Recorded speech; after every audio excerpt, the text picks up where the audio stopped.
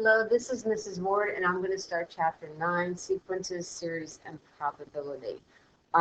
We are not going to do the probability section in Chapter 9. That was handled last year in Honors Algebra Trick. All right, so Section 9.1 is sequence and series. We will use sequence notation to write the terms of a sequence. We'll use factorial notation. We'll use summation notation to write sums. We'll find the sums of series, and then we'll use sequence and series to model and solve real-life problems.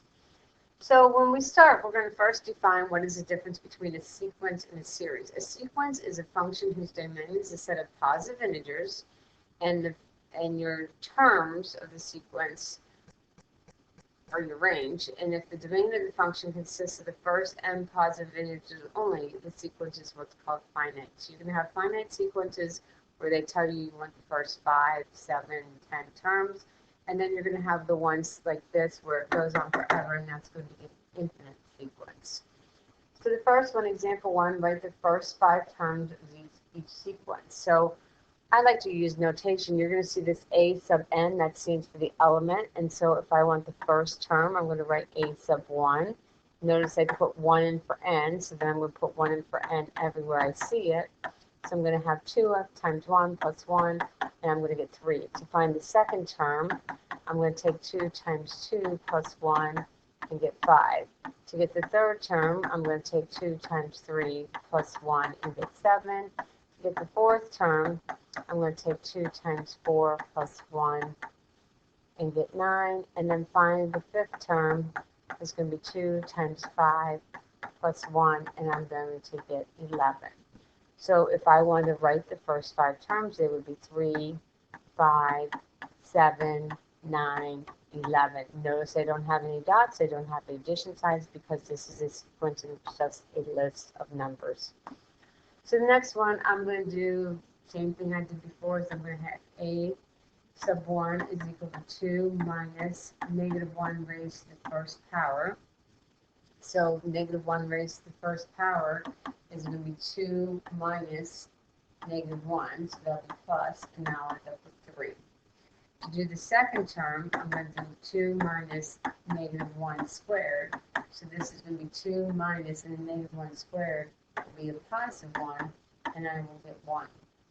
To do the third term, I'm going to do 2 minus negative 1 raised to the third power. So that's going to be the same as this. It's going to be 2 minus negative 1. So I'm going to get 3. If I do the fourth term, it's going to be 2 minus negative 1 to the fourth. Well, negative 1 raised to any even power is always going to be positive 1. Negative 1 raised to any odd power is always going to be a negative 1. So you see that you are going to alternate between this 3, 1, 3, 1. So I'm going to have 3, 1, 3, 1. And I did do it. My fifth term will also be 3. Okay, the next one, I have a sub n is equal to 2. So to find the first term, I'm going to do 2 plus negative 1 raised to the first power all over 1. So this is going to be 2 minus 1 over 1. So I'm going to get 1 over 1, which is just 1. To find the second term, I'm going to have 2 plus negative 1 squared over 2. So this is going to be 2 plus 1 over 2, and I'm going to have 3 over 2. And I can't simplify it, so I'm going to leave it like that. To find the third term, I'm going to do 2 plus negative 1 to the third all over 3. So this is going to be 2 minus 1 over 3, so that's going to be 1/3. So I should realize that my numerator is going to switch back and forth, 2 plus negative 1 to the fourth over 4. And my denominator is just going to be whatever term I'm on. So this will be 2 plus 1 over 4, and I will get 3/4. And without doing any work, I can guess that 5, the fifth term, will have a numerator of 1 and a denominator of 5. So my answer is 1 3/2, 1/3, 3/4, 1/5. Those are 1, 2, 3, 4, 5, the first 5 terms. Okay, if you're looking to find the nth term of a sequence, you're going to first look for the apparent pattern. So when I have 2, 5, 8, and 11, I like to write down what term I'm on. So this is my first term, my second term, my third term, and my fourth term. And I look at this and I see that I go up by 3 each time. So if I take 3 times the number of term I'm on and subtract 1, that's going to give me this answer. So here, I should say a sub n is equal to, so 3 times 1 minus 1 would be 2. 3 times 2 would be 6, minus 1 is 5. 3 times 3 would be 9, minus 1 would be 8. So that pattern does appear to work. And that's just sort of like a guessing thing for right now. So here, this is my first term, my second term, my third term, and my fourth term. So it's pretty easy to see that to find out whatever term I'm in, I'm taking 2 times that number. But the problem is my sign alternates. So this is going to be where I'm going to multiply by a -1. But I want the first one to be a positive, so I'm going to have to raise this to an even power. The first term is odd, so I'm going to say n plus 1. That way this would be, when I do the first term, that would be squared. When I do the second term, that would be -30. So that's going to work, n plus 1. When I look at the next one, I can see that my denominator very simply is just going to be the n, because I go 1, 2, 3, 4. So that's what term I'm on. Then I look at here and I see that I have 3, 9, 27. So it looks like it's 3. It looks like I'm going times 3, times 3, times 3. But this is 3 to the first, this is 3 to the second, this is 3 to the third. So it's 1 less term than I'm on, so I'm going to raise that to the n minus 1. And you're just going to have to figure it out. I wish I could tell you there was an easy way. Okay, write an expression for the most apparent term. These are just some extra ones if you want to look at them. So here I have 5, 9, 13. So I'm going up by 4. So I'm going to start with a sub n is equal to 4n.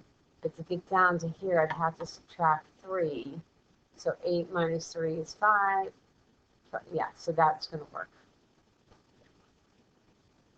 So this one, to get to the term, it looks like it's n plus 1, because this is the first term, second term, third term, fourth term. And now it's again that -1 because I'm alternating sides. And since the odd terms are positive, I'm going to do n plus 1. And if I get a little trickier, if I have one like this, I look and I'm on the first term, second term, third term, fourth term, fifth term. And here's where I really recognize it. 4 to the third would be 64. 5 to the third would be 125. So then I see that I'm one more. So 3 to the third is 27. So this appears to be working. So I'm going to say a sub n is equal to n raised to the third power. And then I'm going to have to add 1. And then because my sign changes, I'm going to multiply by -1. Again, my odd is positive, so I'm going to do n plus 1. Just work at guessing those. Our recursive sequence is a sequence that you need to know the first term in order to figure out the rest of the terms. So when I'm doing a recursive sequence, I have to have 2 parts to it. I have to say like a sub 1 is equal to whatever, and then I have to say a sub n plus 1 is equal to, and then I'm probably going to say a sub n and then something, whatever. So let's do one. So here I say the first, we're just going to write them. So here I say the first term is 5. Then this is basically saying to get to the next term, I look at the previous term and I add 4. So my first term is 5. Then to get my second term, I look at, so if I'm doing this, if I want to do this k, when I do, here I'm going to say a, and then here k would equal 1. So this would be 1 plus 1, which is 2. 2. And then I'm going to take a sub 1 plus 4. Well, a sub 1 we just said was 5, so I'm going to do 5 plus 4, and I'm going to get 9. So let's just pick up the pace a little bit. So to get to the third term, I'm going to look at the second term, which I just said was 9, and add 4 and get 13. To do the fourth term, I'm going to take 13, because that's the third term, and add 4 and get 17. To do the fifth term, I'm going to take 17, which is the previous term, and add 4 and get 21. So I'm going to have 5, 9, 13, 17, and 21. It did want the first 5, yes. So that's because if I don't know where I'm starting, if I'm not given this, then I don't know where to start. I just know I'm adding 4 each time, but I need to know where I'm beginning to add 4. Okay, write the first 6 terms of Fibonacci sequence. It's probably one of the most well-known recursive sequences, and the whole reason for that is because in nature it forms the conic shell thing. So that's what Fibonacci does. You'll see that I have a sub 0 is equal to 1, a sub 1 is equal to 1. So I'm given 2 beginning terms, so I start with 0 and 1. Then to get to the k term, I look at k minus 1 and k minus 2 and k minus 1. So here they're telling me to start with k is greater than or equal to 2. So if I want the second term, so I'm going to put 2 in for k. I'm going to do a, and then this would be 2 minus 2, so this would be 0, plus 2 minus 1, which would be first. So in order to find the second term, I'm going to add that 1 plus 1, 1 plus 1, and I'm going to get 2. To do the third term, I'm going to add the first term, which was 1, plus the second term, which is 2, and I'm going to get 3. To do the fourth term, I'm going to add the second term, plus the third term, and I'm going to get 5.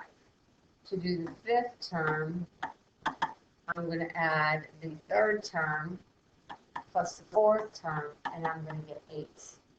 So if I keep on going, like right now I have 0, now I have 1. I have 1, 1, 2, 3, 5, 8. And if I keep on going, 5 plus 8 would be 13. 8 plus 13 would be 21. 13 plus 21 would be 34. And I would keep on going. Here's another one that's basically the same thing. This time my first term is 1, and my 0 term is 1, and my first term is 3. And then the pattern is still the same. But I'm going to get different numbers because I changed this term. So to find the second term, I take the 0 term plus the first term, and I get 4. To find the third term, I take the first term plus the second term, and I get 7. To find the fourth term, I take the third term, no, I take the second term plus the third term, and I get 11. So right now I have 1, 3, 4, 7, 11. If I keep on going, I add 7 plus 11, get 18. Keep on going, add 11 plus 18, get 29. And keep on going. Because it doesn't tell me how many terms, does it? Oh, right, the first 6 terms. Whoopsie. 1, 2, 3, 4, 5, 6. So this is done here. 1, 2, 3, 4, 5, 6. This is done here. Should read directions, Mrs. Ward. All right, the next one. Factorial notation is with the exclamation point. And I think you talked about this before. So if I have like 4 factorial, that means I have 4 times 3 times 2 times 1. So that would be 24. Note that special case, then we define it, is that 0 factorial is equal to 1. We'll always mess that up. And then over here, that note that 2n factorial means that you take 2 times the n factorial and you have something like this, which is not the same as 2n factorial. So 2n is in parentheses because you're going to multiply it by 2 first.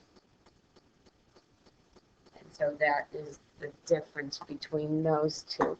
So if I want you to write the first 5 terms, yes, I know your calculator can do this, and I will show you how to do it with your calculator. But you should still know how to do it. So this one says n begins with 0. So if I say a sub 0, that's going to be 3 to the 0 plus 1 over 0 factorial. Any number raised to 0 power is 1, so this will be 1 plus 1. 0 factorial is 1, so I'm going to have 2 over 1, which is 2. To find a sub 1, I'm going to have 3 to the first plus 1 over 1 factorial. So this will be 3 plus 1 over 1, and I will end up with 4.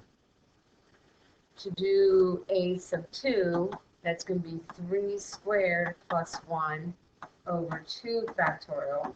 So this is 9 plus 1 over 2 times 1, and I'm going to get 10 over 2, which is 5.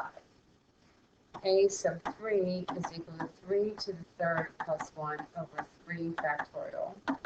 So 3 to the third is 27 plus 1 over 3 times 2 times 1. So this is 28 over 6, which would be 14 thirds. And it wants the, how many terms? 5 terms. So I have 1, 2, 3, 4. Now this is my last term. And yes, I know it says a sub 4, but I started with 0, so that will be 5 terms. 3 to the fourth plus 1 over 4 factorial. So 3 to the fourth is 81 plus 1 over 4 times 3 times 2 times 1. So this is 82 over 24. Sitting here without a calculator, 41 over 12. Yes, yes. So those are my first 5 terms. 2, 4, 5, 14 thirds, 41 twelfths. Evaluate each factorial expression. You should be able to do this without your calculator because I do need things like that at the end. So I'm going to do these without your calculator. You can check your answer on your calculator. So 9 factorial I'm going to write is 9 times 8 times 7 factorial, because 7 factorial is 7 times 6 times 5. And the reason why I did that is here I have 3 factorial, 3 times 2 times 1. But then I have this 7 factorial in the denominator. And I could have written them all out. I could have. But I know they're going to simplify. So this simplifies with this. So I'm not going to bother writing 7 times 6 times 5 times 4 times 3 times 2 when I know I can factor them out. So I just do that. If you didn't do that, then you're factoring them all out. 3 goes into 3 ones, 3 goes into 9 3 times, 2 goes into 2 ones, 2 goes into 8 4 times, and I end up with an answer of just 12. So let's do one with it. Oh, let's do this one first, and then I'll go over to that one. So 3 factorial, I'm going to leave as 3 factorial. And then this 4 factorial, I'm going to write as 4 times 3 factorial, and that'll simplify with that 3 factorial. Then when I look at 8 and 4, I'm going to write 8 as 8 times 7 times 6 times 5 times 4 factorial, and then I'm going to leave this 4 factorial alone. Now I can simplify the 4 factorial with the 4 factorial, the 3 factorial with the 3 factorial, and then I'm going to simplify 4 with the 8 and make that 2. So 42, 10, 420, I believe is my correct answer. I hope that's right. All right, moving over here. So I have 4 times n plus 1 factorial. Remember, when I'm doing factorial, I always go 1 less. So this 4 factorial will be 4 times 3, and then we write 2 factorial. And then over here, the 2 factorial. I'm going to separate. Then this n plus 1, I'm going to do n plus 1. Reduce that by 1, and I'm going to write n factorial all over n factorial. Here, the 2 factorials will simplify, and I'm left with 12. Here, the n factorials will simplify, and I'm left with n plus 1. And this is all over denominator of 1. So I can leave it as 12 times n plus 1. Or I can write it as 12n plus 12. Either way, it's fine. So let's move on. So this one is a definition of the summation notation. So the summation uses this symbol here, which is called sigma. It's a Greek letter that stands for summation. So when we do summation, you're going to have what's called the index of summation, which is going to be this I. This I is replacing the N that we just did in our sequences. And then this N up here tells me where I'm stopping. So basically, this is my start, whatever number that is, and this number here is my end. So so the N is your upper limit, the I, in this case, the 1 is your lower limit. So it wants me to find the sum of each. So I see them starting at 1, ending at 5. So I'm going to have 3 times 1 plus 3 times 2 plus 3 times 3 plus 3 times 4 plus 3 times 5. I started with 1 and with 5, substituting in for that formula. So this will be 3 plus 6 plus 9 plus 12 plus 15. And I add those all together and I get 57. Moving on to the next one, I'm starting with 2 and ending with 5. So I'm going to have 2 plus 2 to the third and plus 2 plus 3 to the third plus 2 plus 4 to the third plus 2 plus 5 to the third. So this is going to be 2 plus 8, so this will be 10. 3 to the, 3 to the third is 27, so this will be 29. 4 to the third is 64, so this will be 66. And 5 to the third is 127, so this will be 120. Oh, that'll be 125 plus 2, which will be 127. And when I add this all together, I get 232. Okay, moving up to this one, I'm going to start with 1 and with 6. I'm going to write above it because I ran out of room. So I'm going to have 2 over 1 factorial plus 2 over 2 factorial plus 2 over 3 factorial plus 2 over 4 factorial. Keep on going. So this is just 2 over 1. This is 2 over 2, which I know is 1, plus this is 2 over 6, which I know is 1/3, which is 2 over 24, which I know is 1/12. And then this is 2 over, I think, hesitating, I'm not hesitating. 24 times 5, 120. I know is 1/60th, and then this is 2 over 720, I believe, 720. Now I have to add these, have to have a common denominator. I'm willing to bet you're going to throw it in your calculator. So throw it in your calculator and add this, and when you do that, you get 1,237 all over 360, which would be your lowest common denominator. Okay, properties of sums. If you are doing the sum of a constant, like you have a summation I is equal to 1 of, let's say, 4, and you just have 2, just plain old 2, there's no index here. To find the sum, all you're going to do is take 2, you're going to take your constant, so in this case 2 times the 4, and you're going to get 8. And the reason is there's no way to substitute in, so here's the first term, second term, third term, fourth term, you're going to end up adding 4, and that's why you do 4 times 8. The second one is if I'm doing a summation, I is equal to 1, and I have like 3 times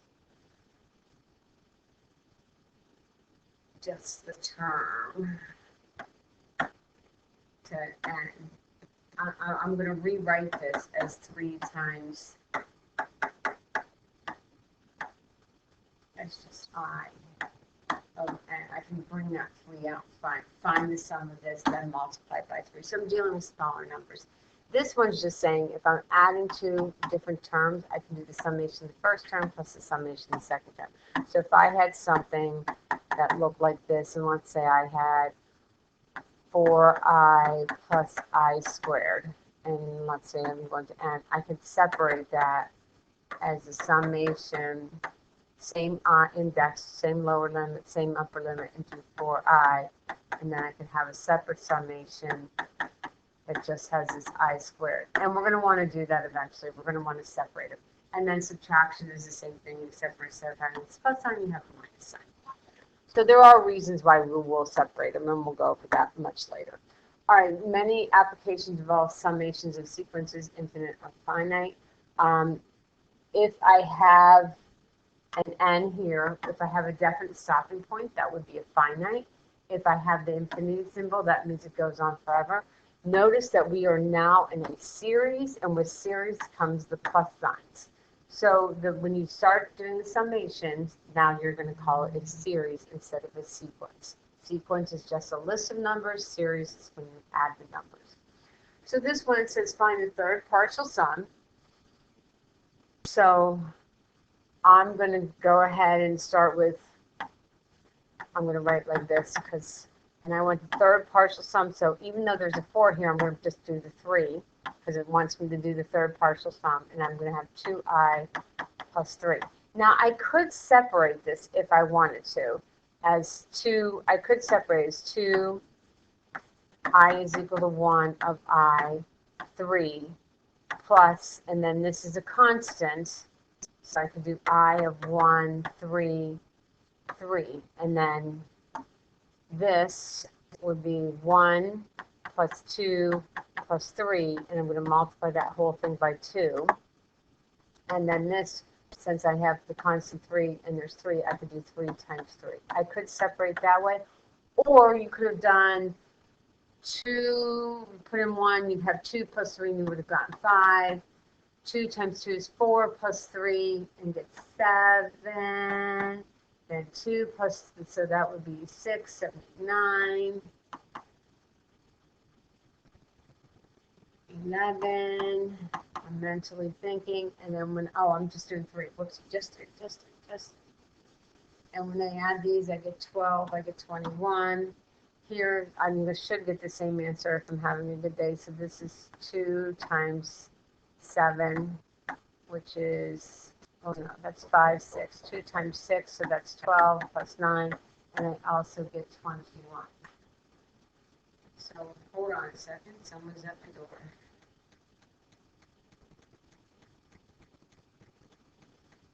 Okay, that was the first part, finding the third partial sum. So that's A. So A is this 21. Then B wants the sum. Well, the sum is I is equal to 1 to 4 because it's a finite. It has a definite ending and a definite stopping. So technically, all I have to do is this is a sum to the first 3.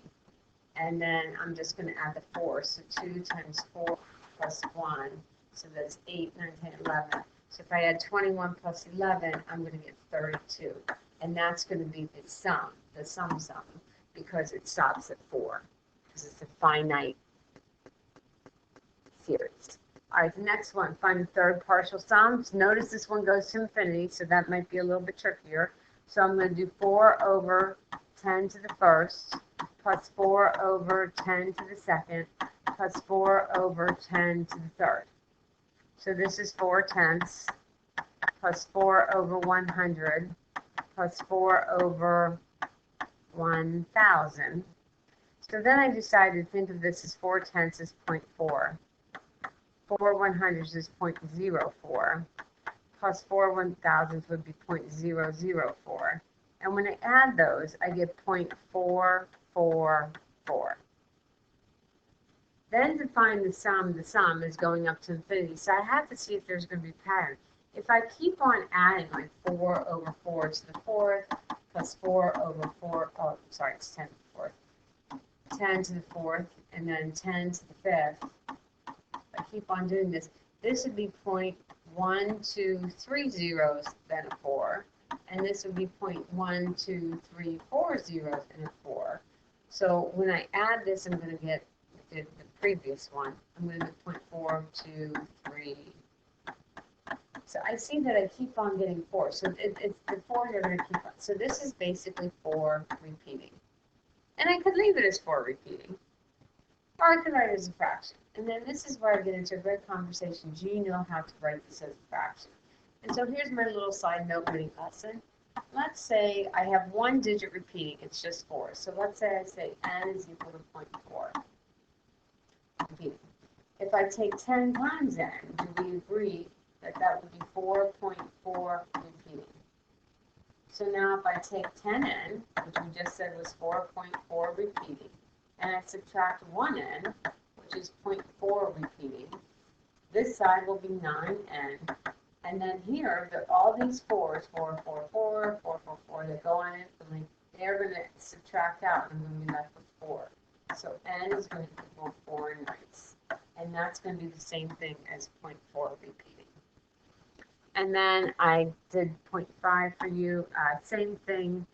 See if you get the same answer. We'll talk about it in class. Okay, the last one is compute interest formula. So this one I am having compound interest formula, which is there. A deposit of $1,500 is made into account and earns 2.5% interest compounded monthly. Monthly means 12 times per year. So just to go over the formula, this is the amount that you will have at the end. This P is the amount that you start with, or your principal balance. This R is your rate as a decimal. So we're not going to use 2.5. We're going to move that decimal 2 places and use 0.025.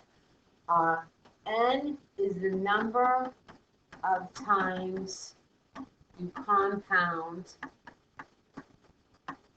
per year, and T is the number of years. So when I go to do this, I want 1,500, 2% interest compounded monthly. The balance in the account after n months is given by whatever. So it wants the first 3 terms. So I am going to do the amount. My principal is at 1,500. I'm going to have 1 plus my rate, which is 0.025. I should say. And then make over 12. And then I want to find my months. So I'm going to do the first month, second month, third month, fourth month. I'm going to have that. I'm going to do it in my calculator. Pause for you.